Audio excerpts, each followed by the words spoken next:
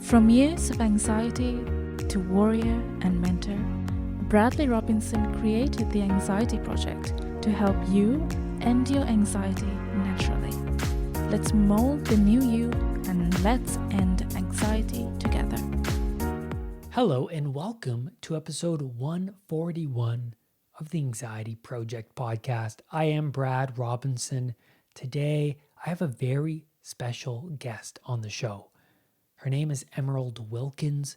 She is the host and content creator of her YouTube channel, The Diamond Net. I recommend this channel if you're interested in the shadow, integrating the shadow, ego transcendence, ego repression, trauma, healing from trauma. If you're interested in my content, you will be interested in her channel, so please go check it out.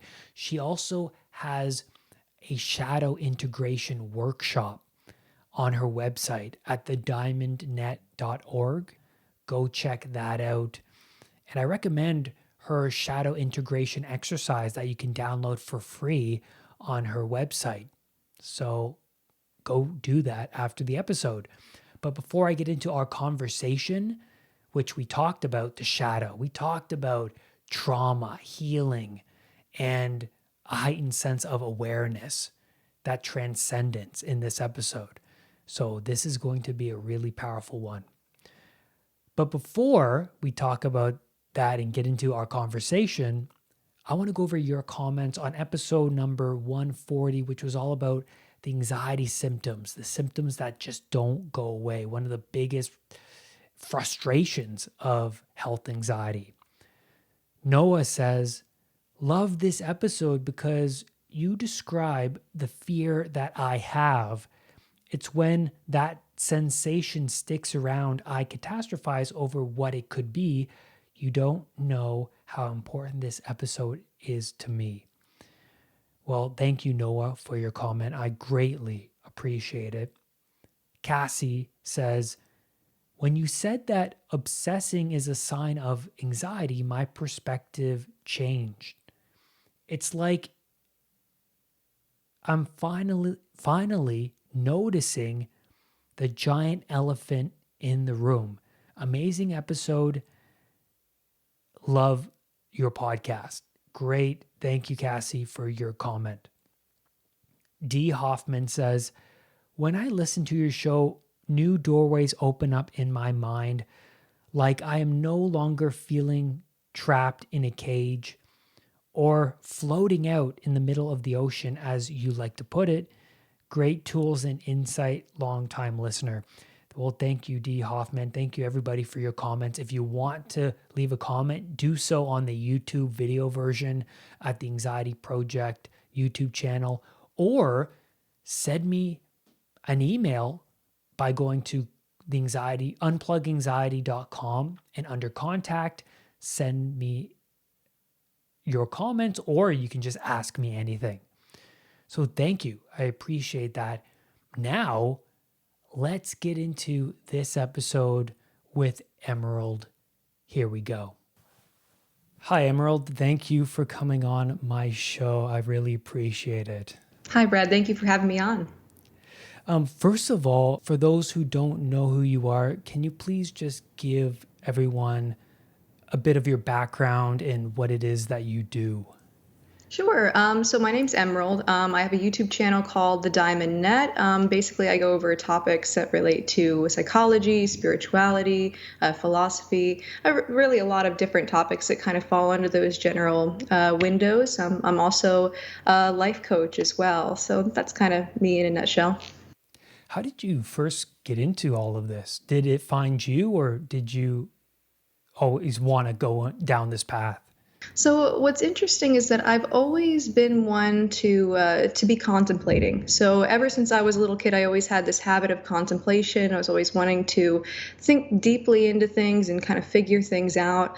And once I hit about 12, these insights started to kind of crystallize for me, but I didn't really have any kind of outlet to share them.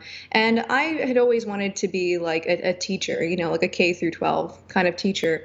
And so I never really considered that I could ever do something like this as a job. Like basically my thought was, oh, maybe one day I'll write all this stuff down in like a diary, and then one person's going to find this diary and be like, oh man. But, I didn't ever think that I'd really be sharing.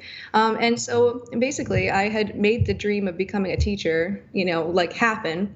And then I ended up losing my job, and it ended up just being a nightmare. It wasn't what I liked at all. And I thought, well, what is it that I would really want to do? And I decided to give this a go. And basically, I put my stuff out there on YouTube, and it didn't happen the way that I thought it would. And so basically, I put myself out there, and it was good because it just created this outlet where I could connect to other people who were interested in the same thing. And I put aside the thought of like making this my main career. And I was like, okay, well, maybe that was like a pipe dream after all. But I kept posting content, and, basically I was able to get quite a few many subscribers. And then eventually I was able to switch to being a life coach. And so now this is what I do for a living. So that's kind of, what it was. But it never, like when I first started and all through the thing, it was just never like, oh, I can definitely do this for what I want to do. It was always a sense that, okay, this is something that'd be nice to share, but it ended up happening that it snowballed into something. It's basically a way for me to connect with other people who are like-minded. It's a way to share my insights. It's also, now it's my full-time job. So it's a lot of things to me. But yeah, I started with it in terms of the contemplation, just as a natural part of my personality. And then I decided to start a YouTube channel back in 2015 because I was like, well, what is it that I really want to do? So that's in a nutshell. So something interesting, there's something interesting you said there where you were posting on YouTube. And I know when you first start out on YouTube, it's going to be extremely dead on the channel. What was that drive that was like, oh, I want to post again and then again and then again? Because I know on your YouTube channel, you have so many posts about Jungian psychology and the shadow, ego, animus. There's so much there. What was that driving force behind all that was saying, I just want to keep posting, even though you see like 5 views at that beginning stage? Absolutely. Yeah. So it took me about 3 months to get my first 100 subscribers. And just for contrast, I have 50,000 subscribers now. So it's snowballed up into a bigger number. But basically it was just, I would get like 1 subscriber a day.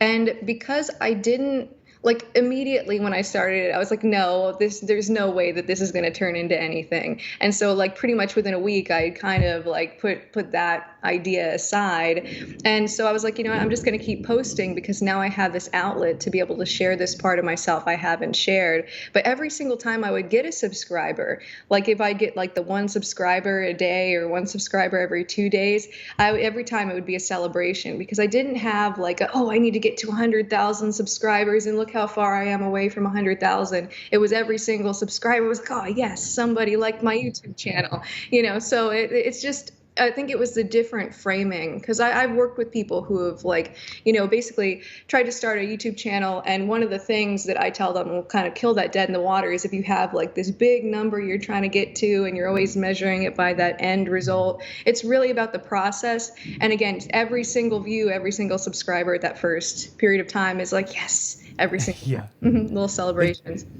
I think it's also the content. When you talk about these powerful things that we should have learned in school growing up, which we don't, or I certainly, not learning about the shadow or the ego, these parts that are necessary for development. I think that learning about these things and talking about it is also the reason why I keep doing it.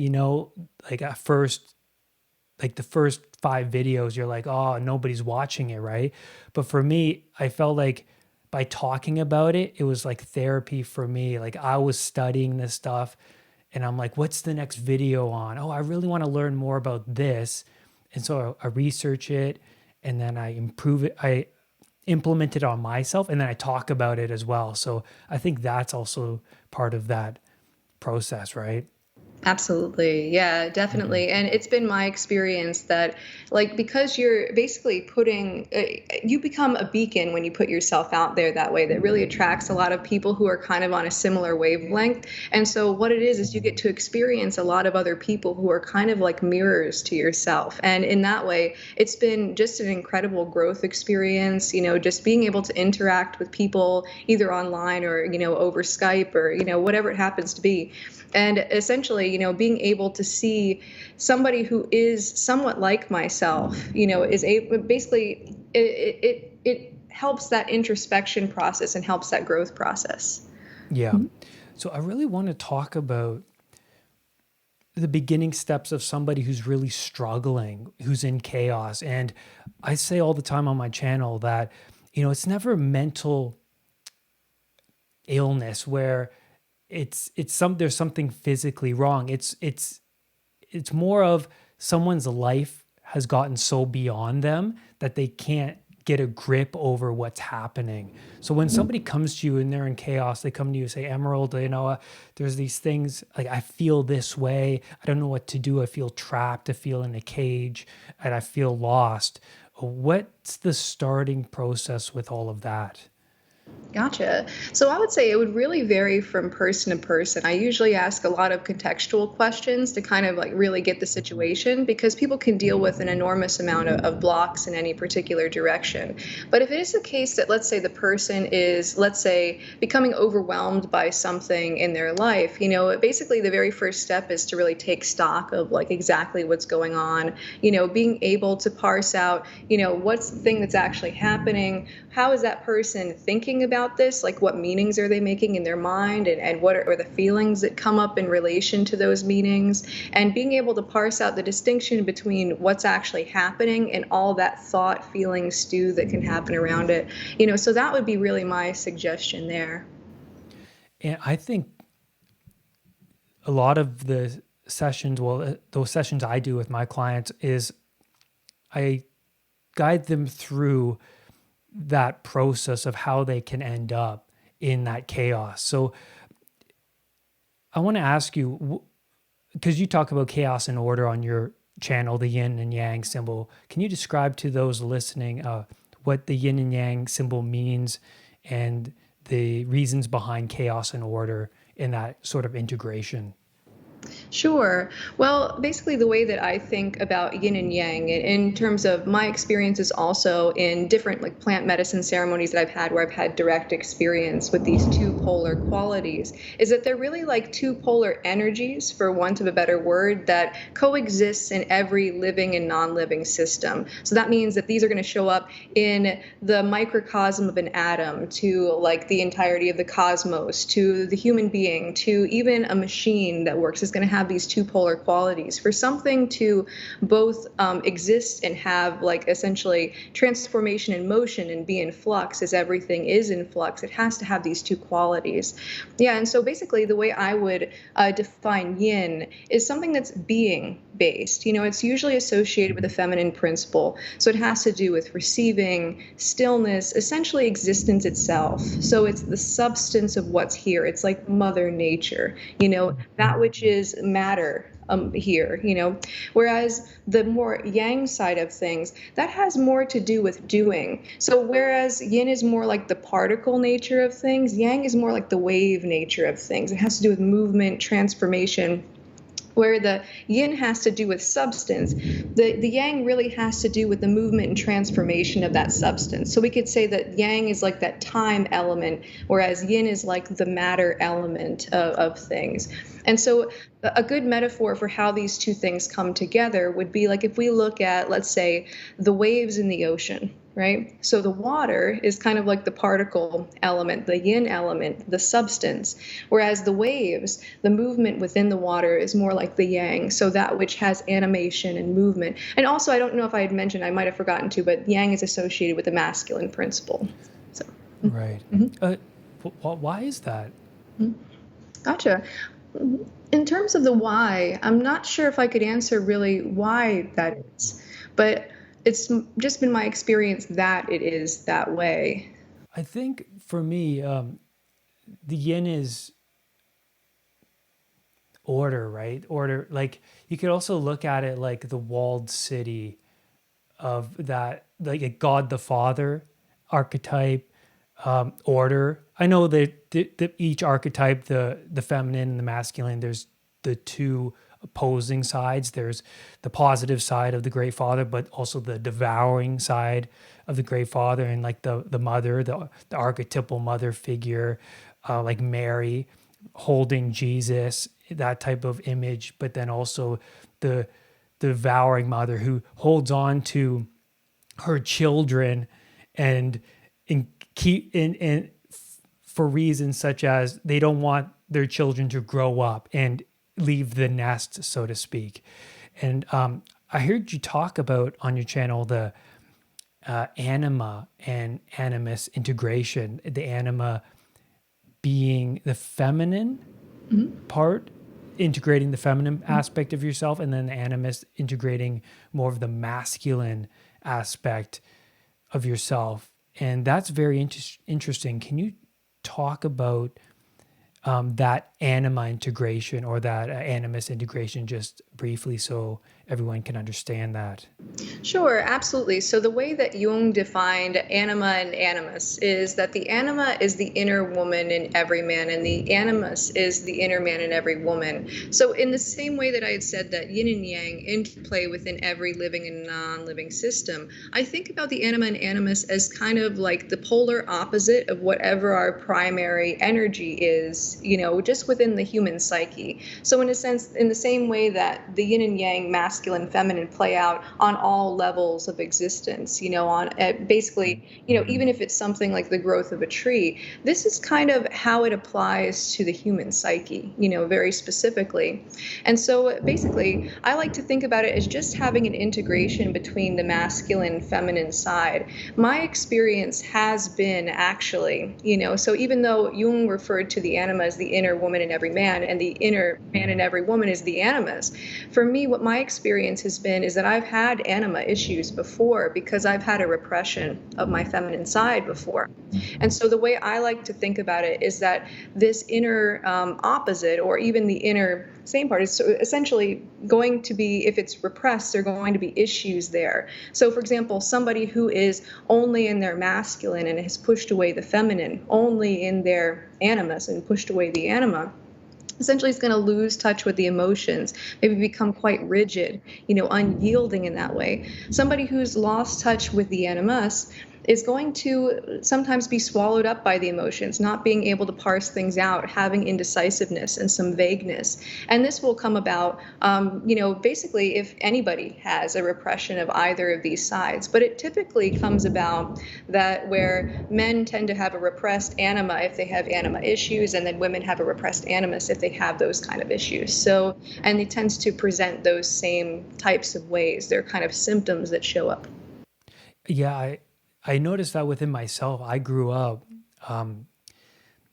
repressing emotion. You mentioned in one of your videos with the anima, which was really interesting. It really caught my attention, was that people who aren't integrating their anima tend to view the anima as weak, like emotion, the feminine side, and they want to hold on to that masculine part of themselves and say, emotion shows weakness. But my mentors that I look up to, they are very masculine, but they also show great emotion, right? And then what's one technique or a technique that you can do to begin to integrate that emotion back into your personality? Because I found that to be difficult with myself. Gotcha. So the very first thing that I would do is I would start changing the mental framework around what the function of emotions are. So I remember when I had a repression of my feminine side, what was coming up is that I just thought emotions were something almost like a test, like how deeply can you ignore this to show how strong you are? And for me, I got a lot of praise for being an unemotional female. Essentially, there was a lot of like, oh, you're not like those other girls, you're like that kind of thing. And so for me, there was a lot of pride in being unemotional, and it kind of come to a kind of a head when I was, let's say, quite young, 9, 10. And I remember that I had like this almost like this macho identification. And when I was at like summer camp during the summer, I would have like other kids intentionally hurt me by scratching their fingers down my arms, and I would be like, look, I don't flinch at so I had this really strong association with feeling and emotion being something of a test of your own character. And so how much can I wall off? How much can I prove myself that I am strong? And that was kind of the underlying assumption. Now, it wasn't as strong as it was before. Like it kind of, there were other beliefs that kind of stacked up on top of that when I was a teenager. And essentially, I wasn't focused on that. So those beliefs kind of became somewhat unconscious to me, but they kind of played in the background. And then what happened when I was 20, I had a couple of awakening experiences where I realized how much of myself that I was cutting away, pushing away, right? So basically from there, it's been a lot of work on integrating my feminine side, and my emotions and that kind of thing. So to kind of circle back around to what your question was about, like what I would recommend is, number one, changing that mindset, so seeing the emotions as primarily functional, so instead of seeing emotions as something to overcome or something of an annoyance that's just there, emotions play a very important function. Basically, it is the way our body communicates to us what we feel, and it is the heart of where our personal sovereignty actually lies. It's what tells us what we like, what we don't like, essentially where our boundaries are. And so we're out of touch with our emotions. We don't really have any ground to stand on in terms of asserting ourselves, asserting our own boundaries, which conversely makes us quite weak in, like, let's say, even from a masculine principled point of view. And so that's number one. So changing your mindset about the emotions in terms of seeing all emotions as fundamentally functional and there for a way that the body can communicate to you as as the conscious part of you, essentially, so that you can get more information about who you are, what you need, what you like, what you don't like, where your boundaries are. So that's number one. Number two is get in touch with the body. So emotions come up as a feeling sensation in the body. And so you might feel a tightness in your chest if you feel, let's say, some kind of element of grief, or you might feel a dropping in the pit of your stomach if you feel some fear. So get back in touch with your body, because this is where the emotions are. Oftentimes when we feel an emotion, we immediately go up into our mind. And in our mind, we're just trying to figure things out and trying to get resolved without actually sitting with that sensation in the body. And again, the body is trying to send us a message. And so if we feel the emotion for a split second and immediately go up here, we're not getting the message the body's trying to send. And so basically we're trying to move forward without getting all of the information. So getting in touch with the body and recognizing that it's actually when an emotion comes up, and I mean any emotion, it's the body communicating to you about what it is that you need, what it is that you want, what it is you don't want, where your boundaries are. Yeah, that's powerful. When I used to suffer from an anxiety disorder, big part of it was there were two fears involved. One was being out in public and the fear of dying, but also the fear of making a fool out of yourself while you die, right? Because you go to the mall, you get the sensations, the panic, the strong emotions, and then you want to get out of there as soon as possible. So I was always, when I would be in a situation, say like a classroom, and I would get those feelings of anxiety and panic, one of the biggest moments, the feelings I would get would be, or the thought would be, well, what are people thinking of me right now? I'm acting weird. I'm touching parts of my body. I'm sweating, I'm hyperventilating. And so a big part of my recovery was to face those emotions and ride that wave of emotion. There's a great book by David R. Hawkins called Letting Go, which is really powerful. It talks about that feeling where you sit with it, you become aware of it. And what you said was so powerful, that, feel it, right? And when I started to do that, I felt so much better. Like right after, I felt empowered. I felt like there's this energy within me that was let go. It's amazing. And that comes from the unconscious mind, right? The unconscious parts of ourselves. So why is learning about the unconscious mind really important? What is it about the unconscious mind that we really need to know in order to reach our higher selves? Gotcha. So the way that I think about things is, okay, so the conscious mind and the conscious mind, that which comes through in the personality, is like a drop in a gallon bucket compared to that which is unconscious about of us, that is also ourself. And so the way I think about it is that the conscious mind is a little bit well, I guess the way I would put it is that it works in a totally different format to the unconscious mind. So in a sense, the unconscious mind is kind of invisible to the conscious mind, hence why it's unconscious. And so basically, in order for us to really have touch with that part of ourselves, that deeper part of ourselves that already deep down has that knowing, that wisdom, that Sophia wisdom there with the unconscious, is being able to turn toward the unconscious mind, being able to discern the messages that the unconscious mind sends to us in the ways that it sends it to us via synchronicity, via dreams, and also just being receptive. So the unconscious mind is already very wise in terms of what it wants to steer you toward, to bring you to your point of unfurling your potential and becoming more whole as a person. That's really what the unconscious mind is geared toward. And so you, as the conscious mind, if you're tuned into it, you're more likely to ride that wave.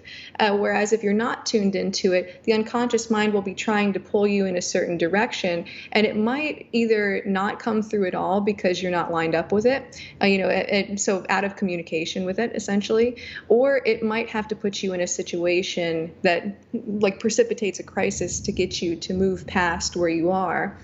So the unconscious mind, again, has this wisdom that the conscious mind just does not have. And because the conscious mind can't directly discern the unconscious mind, we have to find ways to tune into that, to turn toward it, as opposed to being out of alignment with it. So basically that would be my answer.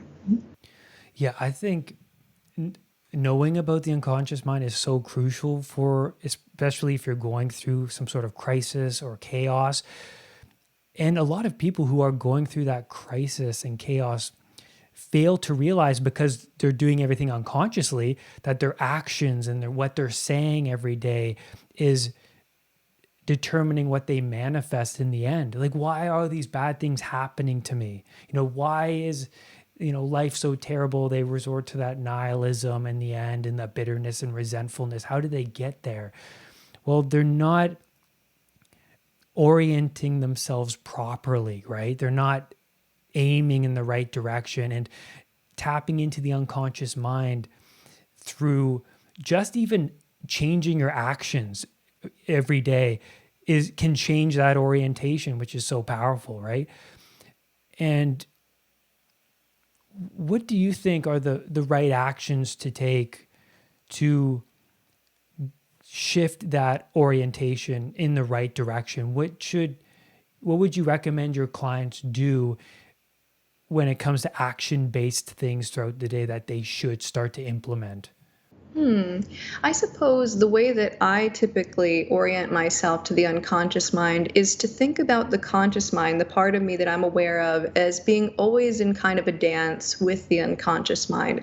And also there's a strong belief of mine. I guess belief's not exactly the right word, but essentially this is the perspective from which I look at things through, is that the unconscious mind and reality are connected. And so the way that I think about it is that everything is kind of an emanation of that which experiences my experience. And so I don't see the internal stuff as separate from the external stuff. So for me, interacting externally with the world and interacting with the unconscious mind, I see those things as deeply connected. And so I'm always looking into my life for synchronicities, things that mirror what the unconscious mind is trying to show me, and I could also look at it from another, like, let's say, more scientific perspective, where it's okay, there's a thing called the reticular activating system that might home in on something that's going on in the unconscious.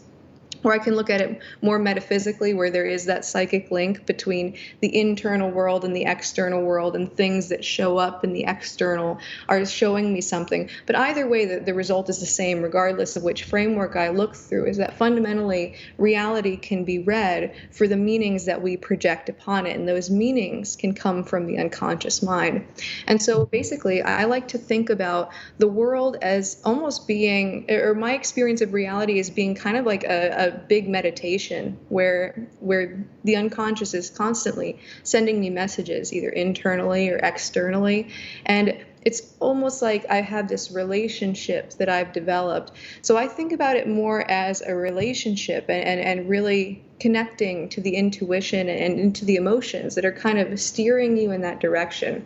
And so I sort of like to think about it as like almost getting in the river. Now, in terms of what you can do action-wise, I think a big part of it, again, is kind of changing around the mind frame in terms of what the relationship between the unconscious and reality is.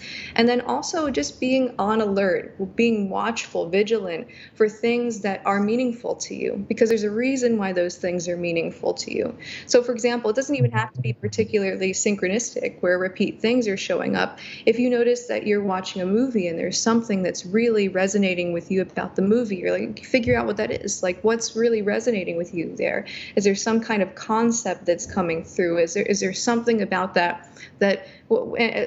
important to you? And what's the reason for that to be important to you? So everything is essentially a reflection of everything else. So I would just say, action step-wise, to constantly be seeing everything as a reflection of everything else, and thus the unconscious is always reflected externally and internally to you in a variety of ways. So really being watchful and interacting in ways that feel right with those things that get reflected to you. Mm-hmm. Yeah, that's absolutely powerful. Thank you. Mm-hmm.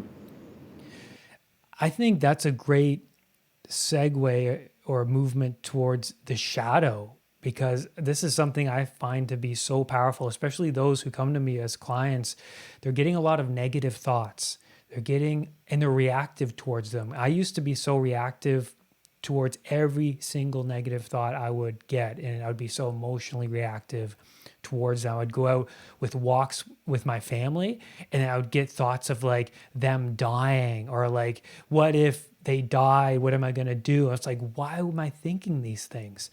And there's a great thing that Russell Brand talked about with throwing the baby. He's like, if you think a thought of throwing the baby, that means you're more in touch with your shadow, because you're less likely actually going to throw the baby. Someone who actually throws a baby does it unconsciously, impulsively, anger, there's no connection with them and their shadow.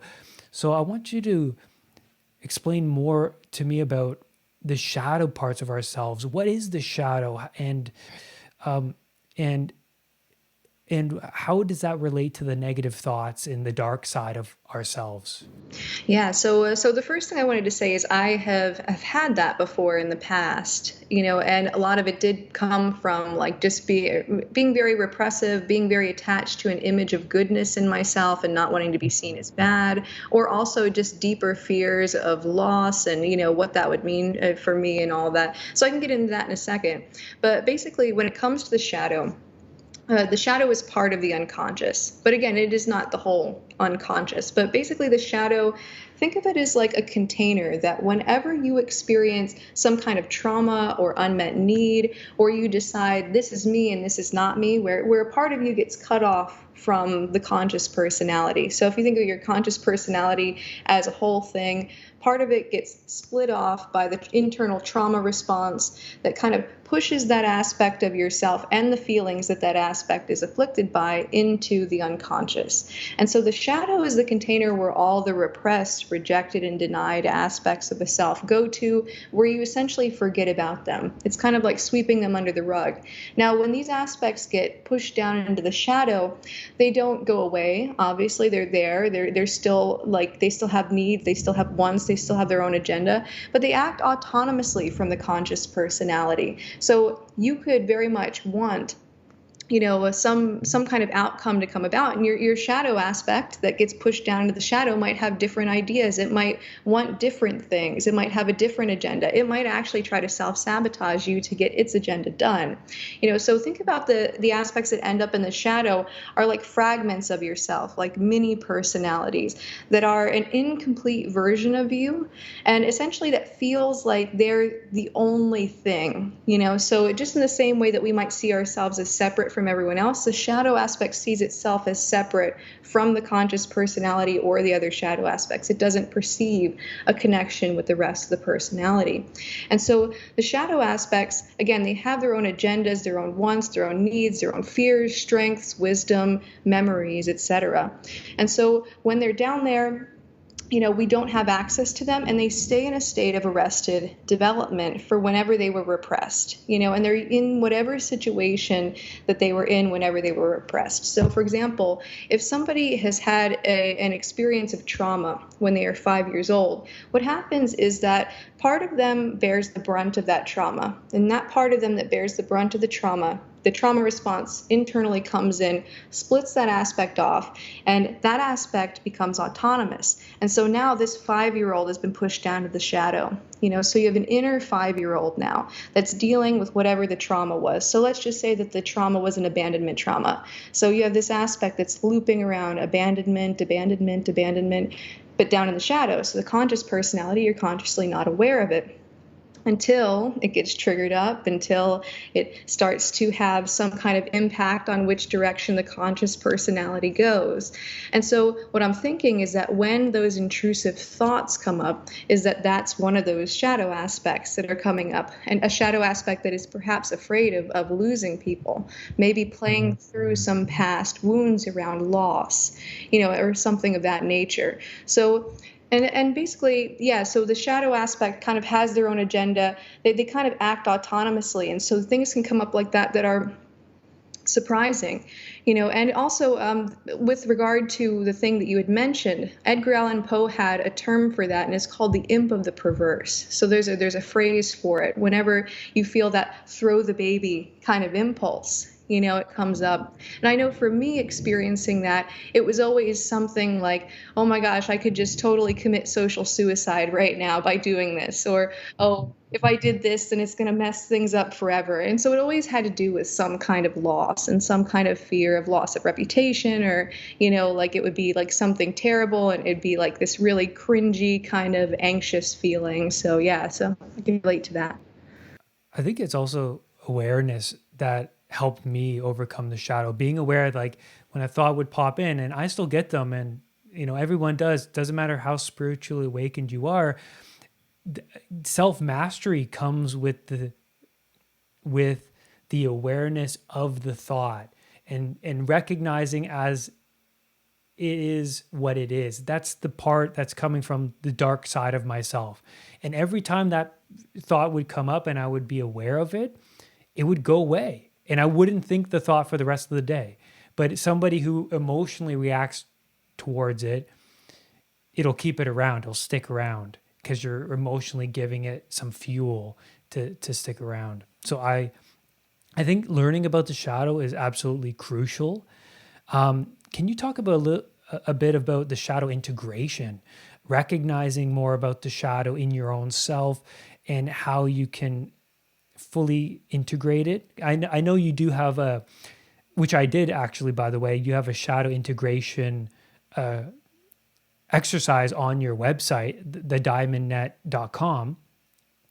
And which I recommend whoever's listening download it. I did it, and I found that to be really useful going into the substructures of your personality. You know, when I did the visualization, I imagined myself on the planet, which you were describing, and then there was this cabin, and then I opened the cabin. You know, I love the forest and I love cabins, so I had a visualization of the cabin. I go in and I see, you know, my fiance, and I see like my favorite music and everything that makes up my personality, and then I, you know, go down to the substructures, and then if you can talk a little bit about that part, which is really interesting.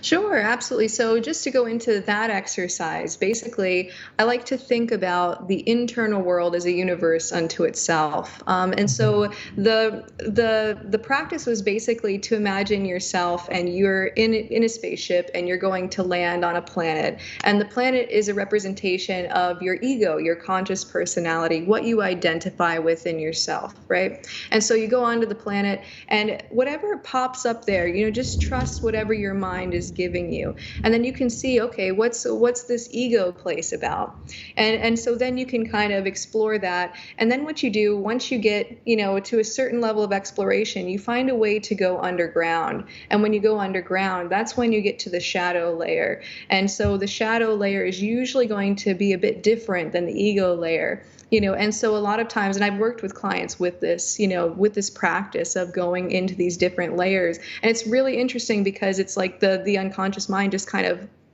puts all these symbols there that, you know, can be looked into and explored into, read into for meaning and that kind of thing. So that's one practice for exploring and perhaps even getting in touch with or having some active imagination kind of process where, you know, you're actually engaging with these symbols, you know, so that you can have an easier time to integrate the shadow.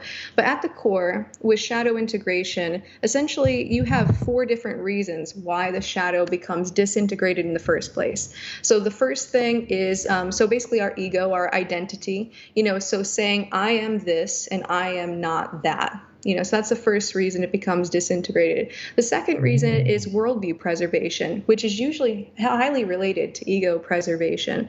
So for example, let's say that I am the pharaoh in ancient Egypt, right? So my identity as the pharaoh is going to be highly contingent upon holding a very specific worldview, where the position of pharaoh is something that is important within that cosmology. And there's a certain way that the universe works, and there are certain gods, and there are certain meanings applied to that position.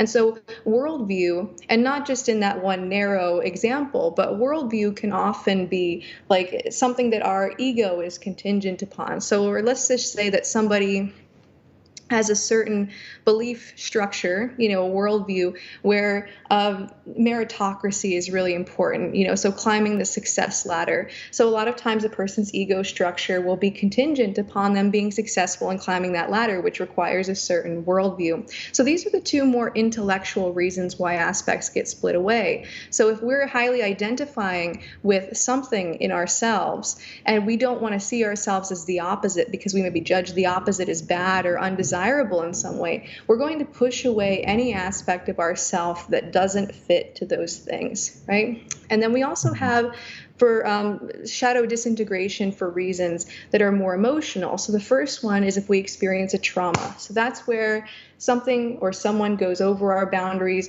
We experience a trying situation that gives us a lot of emotions at once that we can't process all at once.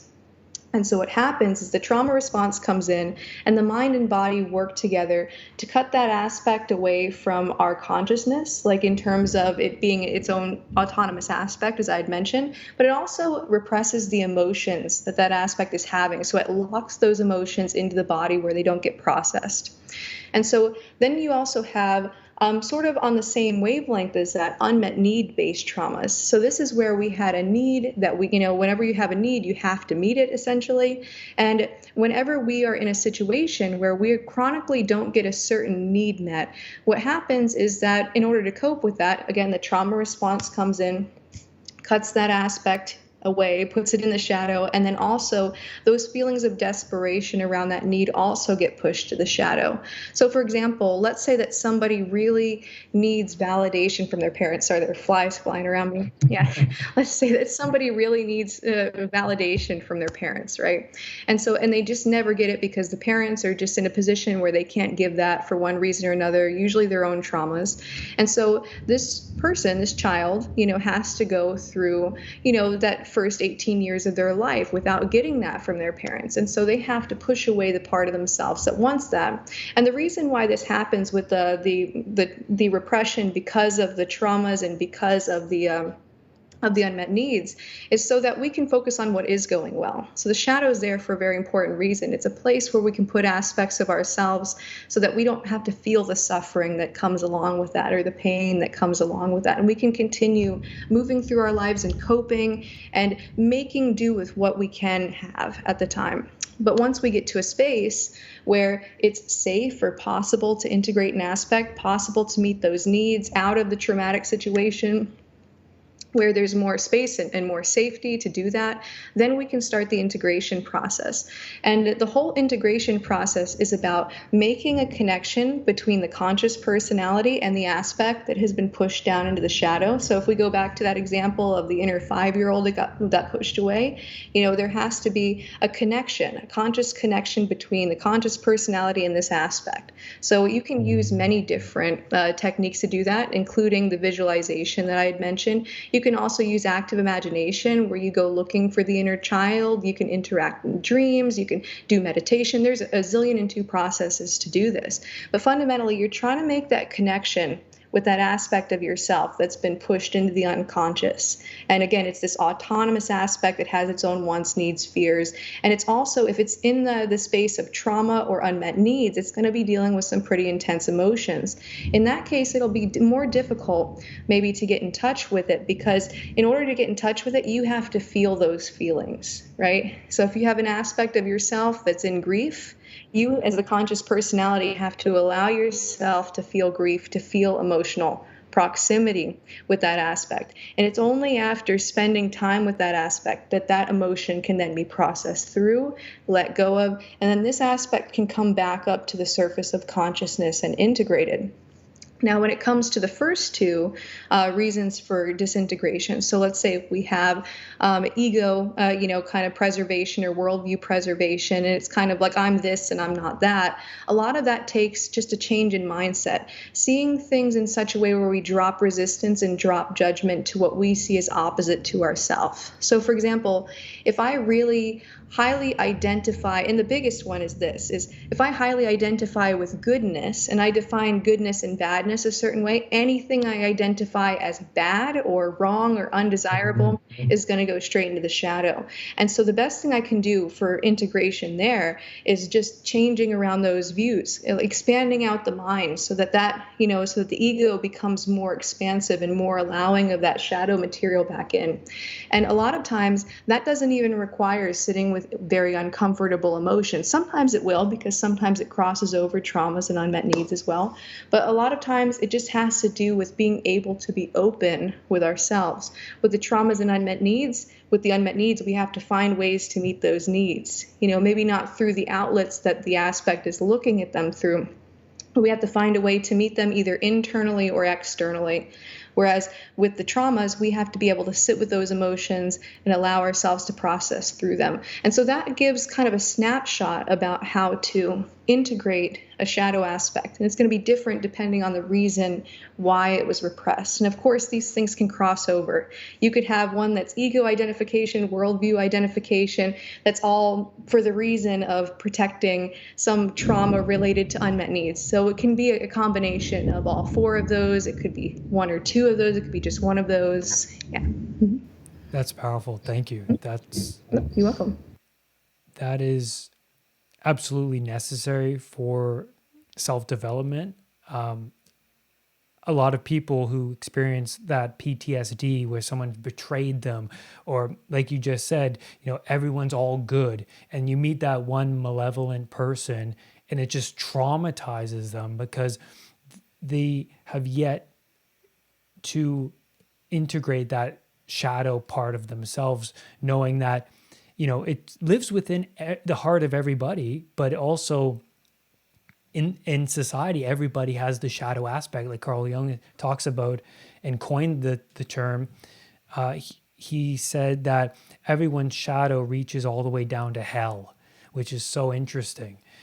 And that we can all slip and get back there, because I've gotten to a great place in my life, but I know that if I don't maintain a meditation routine, if I don't maintain good eating habits or behaviors and actions every day, I know I can slip back into my old ways.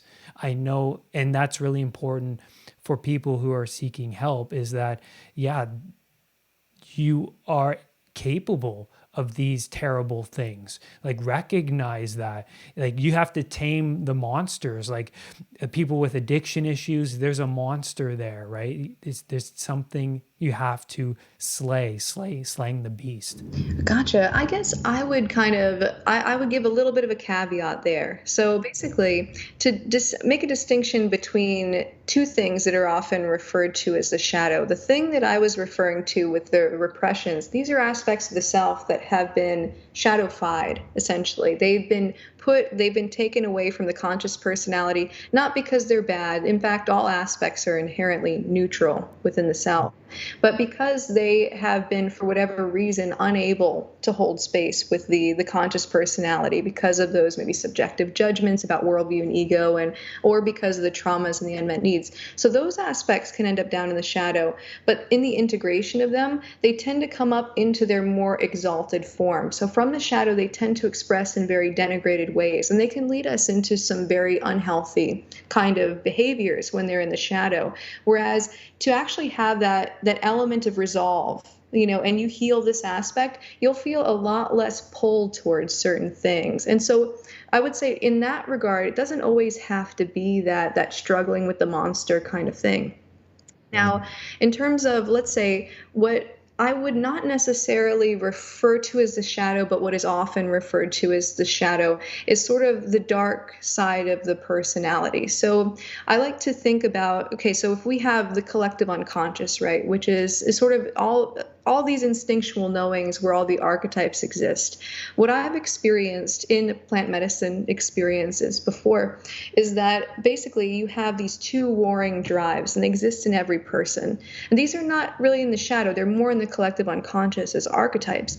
And you have this constructive drive and you have this destructive drive. Now, the more shadow material we have, the more we have those aspects of ourselves repressed, the more the destructive drive is going to have pull over our personality.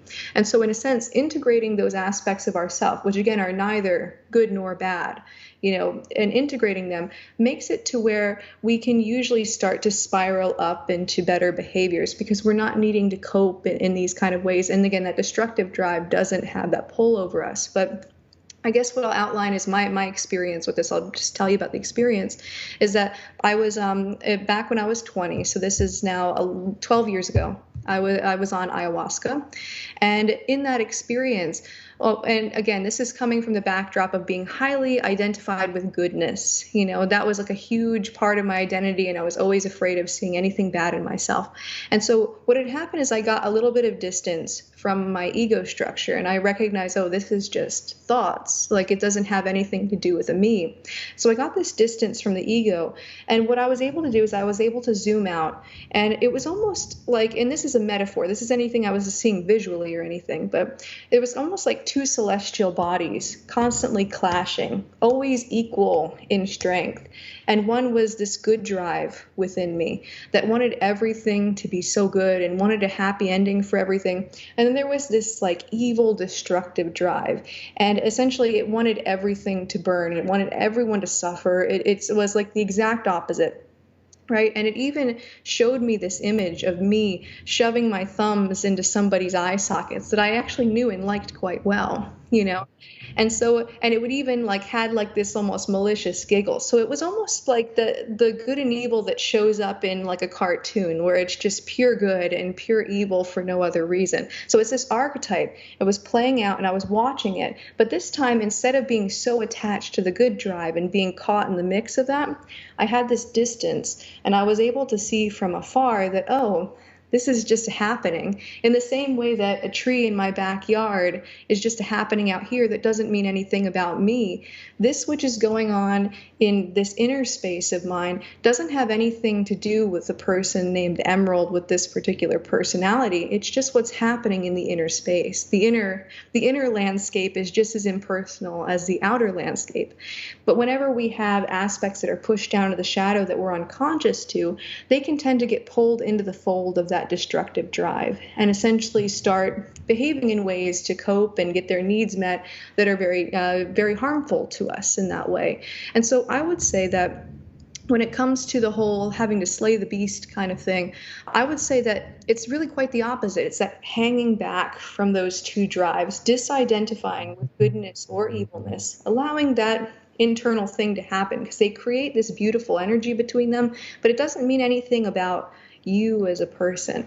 But what really is going to be helpful is becoming as conscious as you can be of that which is currently outside of your view relative to the parts of yourself that you've repressed, which again are neither good nor bad, they're neutral, and being able to integrate them and individuate them and express them in these more exalted forms. Yeah, I love that perspective, and I love how you talked about that. That's amazing. I had experience doing, definitely not ayahuasca, which is highly interesting. I would love to ask you more about that because I am interested in that. But I did a lot of NLP work on myself through past traumas, bad relationships, things like that. And I noticed when I would do these visualization exercises, I would revisiting the height of those traumas would, like you were talking about, sparked the emotion, triggered the emotion, and then going through that, the emotions came up. And when I'm in that meditative state, it's beautiful to ride those emotions out and being in that witness, and also through those visualization exercises, looking at my older self, going through the trauma and being disassociated, looking awareness, which I always talk about, like that's so crucial for like recovery. It's like being aware of like what happened, what did you do to be in that situation in the first place, what would you do instead? Learning the lesson. So your unconscious says, hey, I don't need to hold on to this anymore because like the reason why I was holding on to it is it was something that has yet to been understood, right? There's this movie, there's this image in the unconscious that has been stored there, and the unconscious brings it up because it's like, hey, pay attention to me.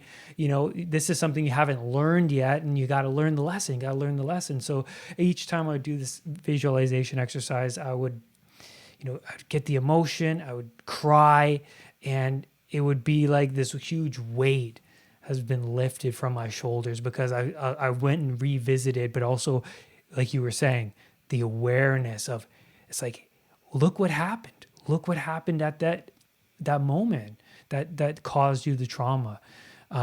So that's my journey with those visualization processes and in that shadow aspect of myself. Amazing. And how was the ayahuasca experience for you? I have to ask. Gotcha. So I've had 4 ayahuasca experiences in my life. Yeah, so 2 when I was 20, 1 when I was 30, and 1 when I was 31. So each one was very different, and each one gave me a lot of insights. And what my experience has been is that the spirit behind the plant really gives you exactly what it is that you need. And what was interesting is in the last ceremony that I had done, there were a lot of people there, and some people didn't have an experience at all. And so, and basically talking to different people, it felt like the experiences were very specifically selected to them. And before, I hadn't had a lot of people around me doing it. So I didn't have that perspective before. And so my experiences with it have been honestly very earth shattering. My life would be totally different right now had I totally done it, different in a worse way, but it's also been challenging, so there are definitely some dangers to it. I know when I was 20, the first time I had done the ayahuasca, is that it sort of opened my perspective up. Like, so if my consciousness was the size of a golf ball, it opened it up to the size of the universe, and then it closed it back up again to the size of a golf ball.